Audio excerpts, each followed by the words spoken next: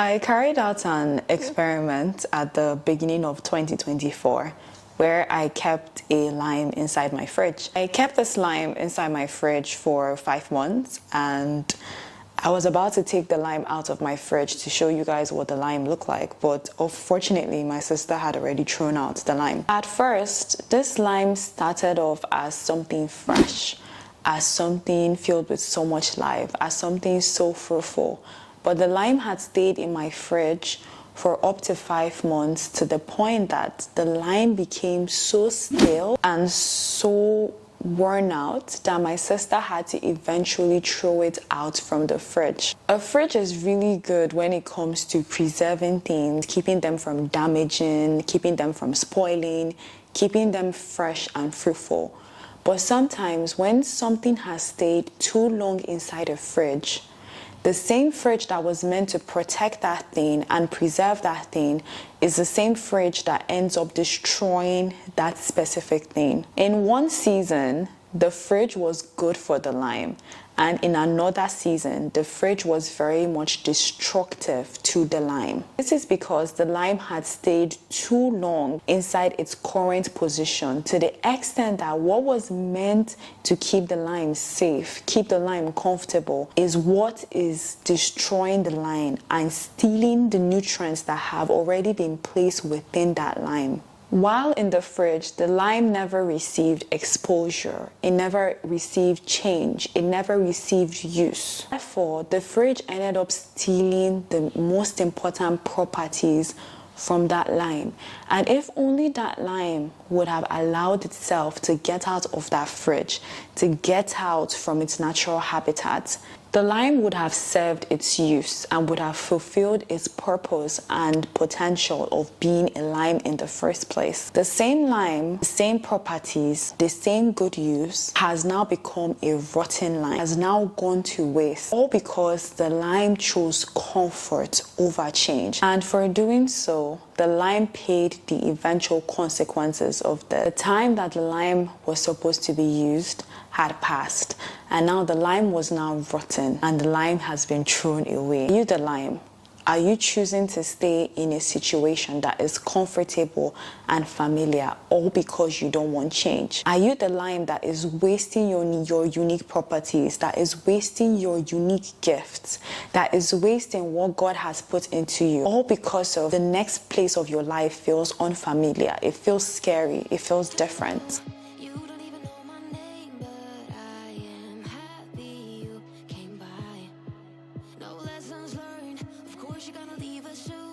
Hello and welcome back to my channel. My name is CHIOMA and I am a 23-year-old living in Dubai. I'm so happy to have you here. If this is your first time watching my video, welcome.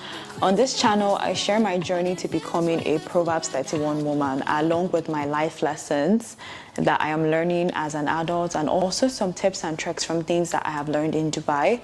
If this is something you're interested in, hit the subscribe button and join the family.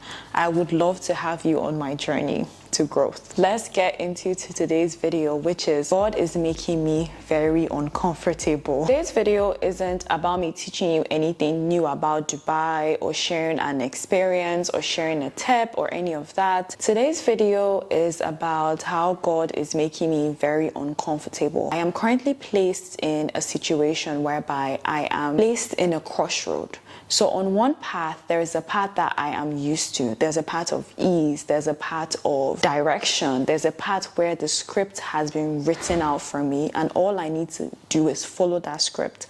And there's a second part of unknowingness where I don't know what comes next when I take the road on that path. I don't know exactly where that path is going to lead me. That path is the path of faith. So one part we have the path by sight, and the other part we have the path by faith. I started off with the story of a lime because at the start of this year, God gave me a task. So what happened was that I initially bought a lime from the supermarket and I left it inside my fridge. And something that was weird was that every single time I came across this lime, I had the idea to either use the lime or maybe throw the lime away, but I never ended up doing that. It's either something came up or I got distracted or I just wanted the lime to stay longer in my fridge, and this kept on happening month after month. Now this is July, and I went back to my fridge to check on that lime, and my sister had thrown it away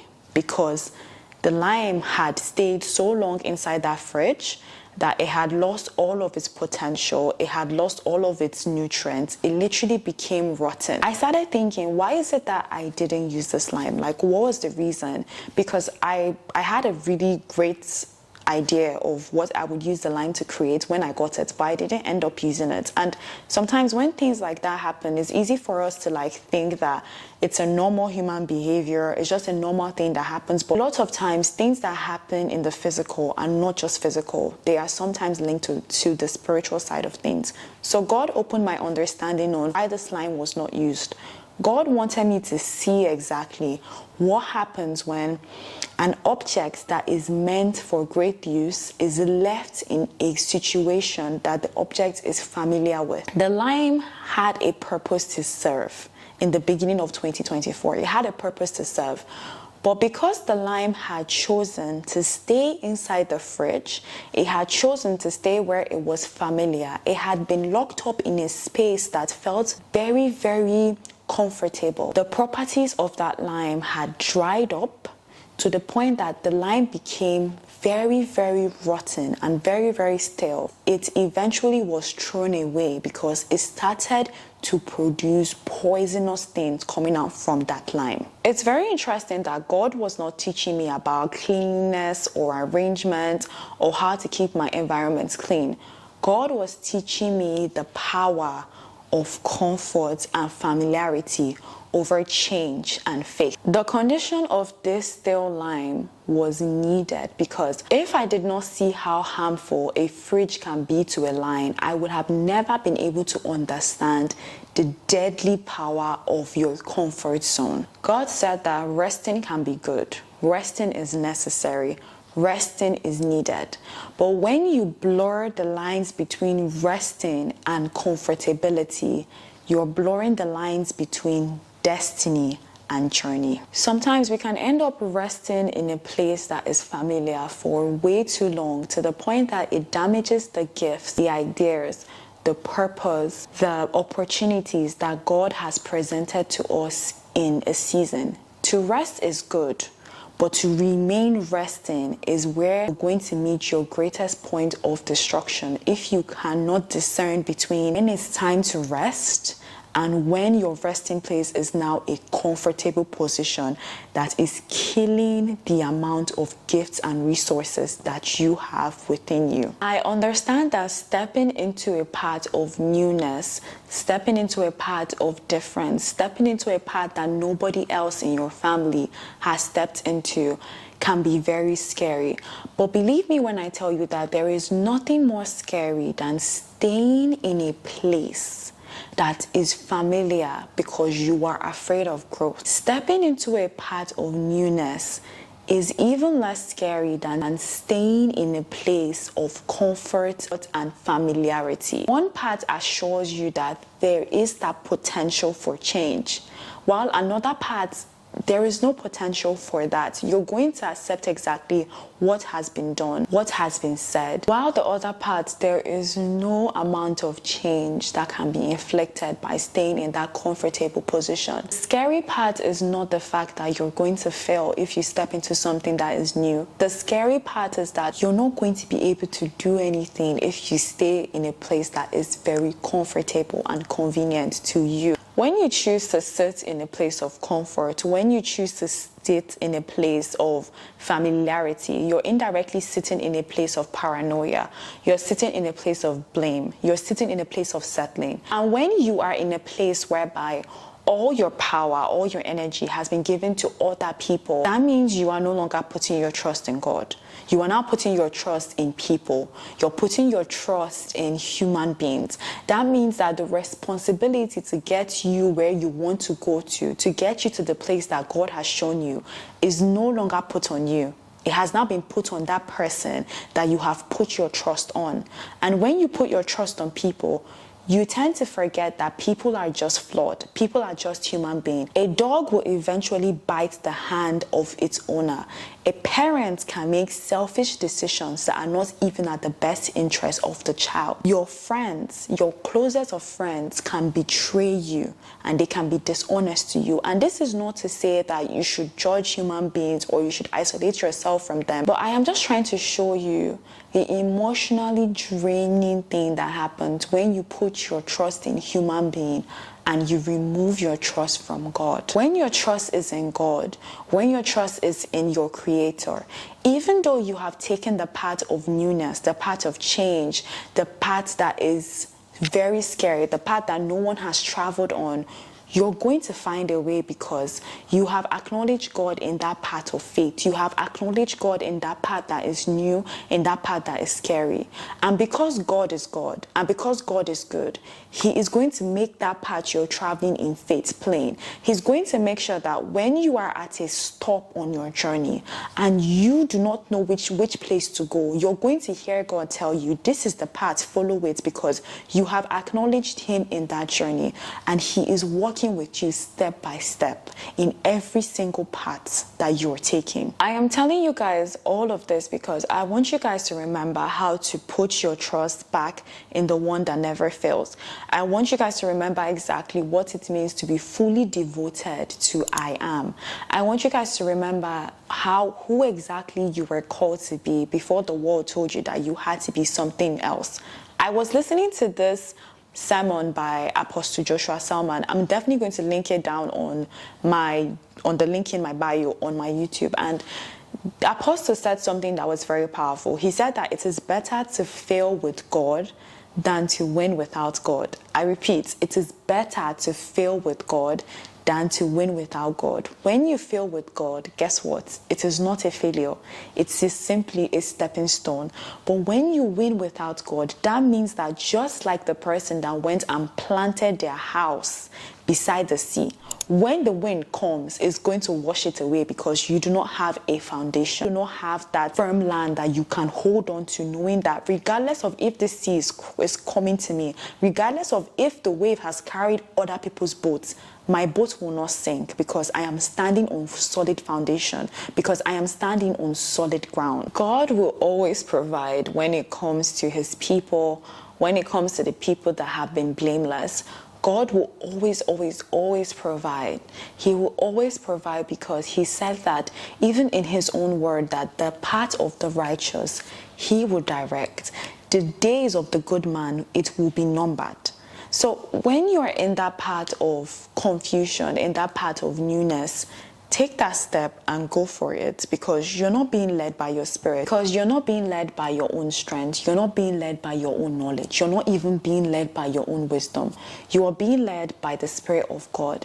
The same Spirit that died, the same Spirit that rose Jesus from the dead, is the Spirit that is leading you. There is a reason why most parts of the Bible have described God as being a good God, as being a wonderful God, as being a loving God.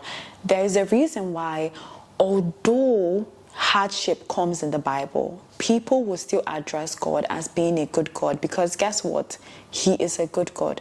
If God is so good, if God is who He says He is, if God does not lie, what makes you think that the good God does not have good plans for you? What makes you think that when you journey into that part of the unknown, the part that you don't know exactly how it's going to be, that God will not show you what path to follow? God will always protect His own. God knows the bloodline that you carry.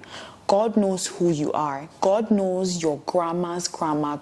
God knows exactly where your ancestral line started from. God knows where your bloodline comes from. Sometimes we mistake bloodline for destiny line. Your bloodline is not your destiny line. Because you come from a certain family, because you come from a certain race, a certain gender, God will not bless you according to what He has blessed people from your gender, from your race, or from your line. Your bloodline has nothing to do with what God has destined for you. Sometimes we can choose to stay where we're closest to our bloodline because that is what we're comfortable with. That is what we've known. That is what we have grown up with. But your bloodline is not where the place of God is at. I am here to remind you that where God has taken your family, where God has taken your previous generation, is not the same place that God is planning to take you. There was a reason that God told Abraham, get up, pack your things and leave. Abraham had a family. Abraham had settlement where he was. But God was like, Abraham, you're too close to your bloodline. You're too close to the people that have an idea and a limited version and a limited thought of who I am. Pack up your things, pack up your family, and then leave.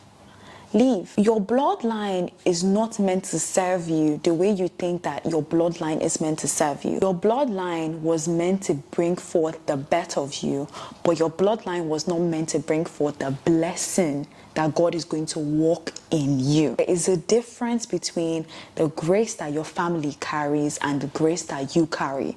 Although that grace can be transferred from generation to generation, your own grace is going to be different than the other person's grace, even if that person carries the same blood as you. The moment that we can remove our destiny, we can remove our future, we can remove our hope from that of our family members, that is the moment that we can thrive and go to the place that is different and go to the level that is new. Thank you so much for watching this video. Thank you so much for subscribing to my channel. Thank you so much for just being here.